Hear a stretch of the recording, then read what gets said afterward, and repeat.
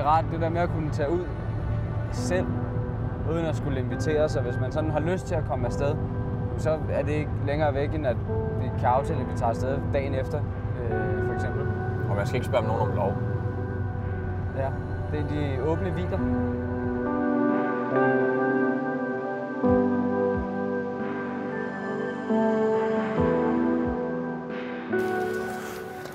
Det er ikke fordi, man er så fanden sexet. Han er sådan her på. Spurgte vi gerne helt ind i indsøler dem i VD40. Og det er simpelthen fordi, at for at det skal ligge beskyttende hen mod saltvandet.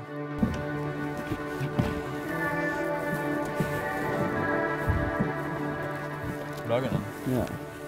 Vi har lidt forskellige lokænder med, og det er primært svømmeænderne. De bliver delt op i svømme- og dykænder.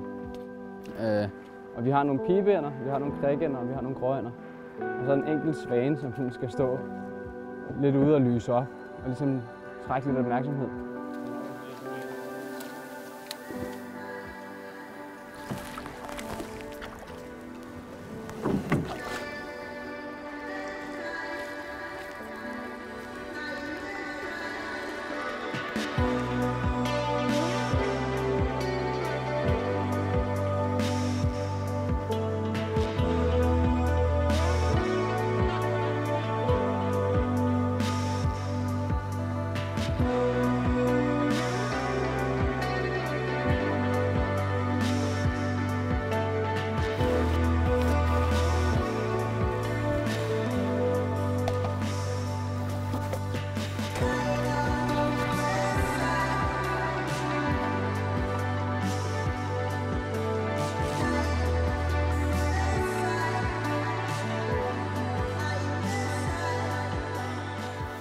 Det, der er vigtigt, det er, at man ikke kan se siderne på prammen. Hvis så snart de kan se en silhuet, så er det, at de bliver bange og skræmte.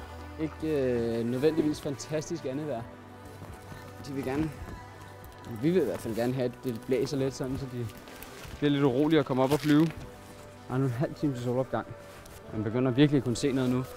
Så nu gælder det bare mig, at vi får kommet i prammene. Alt kan ske, når man er på vejr.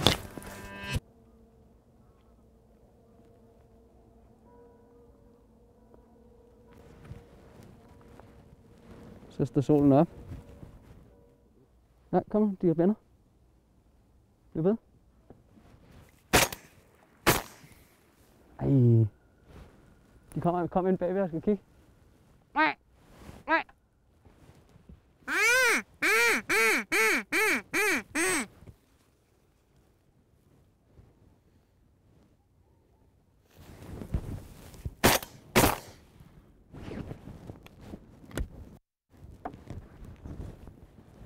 Fuck, hvor irriterende, mand. Hvad er det, de vender på? Jeg ved det ikke. De vender lige 5 meter ud foran lokkerne. Ja. Fuck, de kom ellers flot ind, hva'? Ja.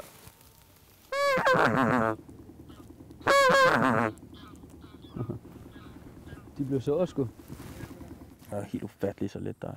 Hvad? Det er helt ufatteligt, de ikke gider flyve nu. Eller det er ikke ufatteligt, det er bare irriterende. Ja, der skete ikke så meget i dag. Når der er så havblik, så vil de ikke op og flyve. Der kom et par forbi, men de ville ikke rigtig helt ind til lokkerne. Det de skulle ikke gøre. Og så, da klokken var 10, begyndte vi at pakke sammen. Samle lokænder ind og padler ind af. Det er dejligt, at man kan padle i det her vejr. De andre gange, vi har været ude, der har det været 14 meter i sekundet. I dag, der blev skudt lige nøjagtigt 0 stykker vildt. Ja, det ville heller ikke være spændende, hvis man skød 200 stykker vildt hver gang. Så er det ikke så meget ved det. Selvfølgelig lidt ærgerligt, der er ikke noget til kødgryderne. Men oplevelsen i sig selv er jo også det værd at komme ud. Man kan tydeligt se, hvor lyst det er inde i København om natten, når man har været herude og siddet en nat og kigge.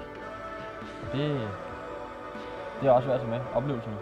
Jagt, det lyder umiddelbart som noget, hvor du smutter ud i naturen og hygger dig, men der er sgu mange restriktioner og regler og sådan ting. Og det her det er de frirum, der måske er, når man ikke har så fantastisk mange midler. Og det synes jeg er værd at udnytte.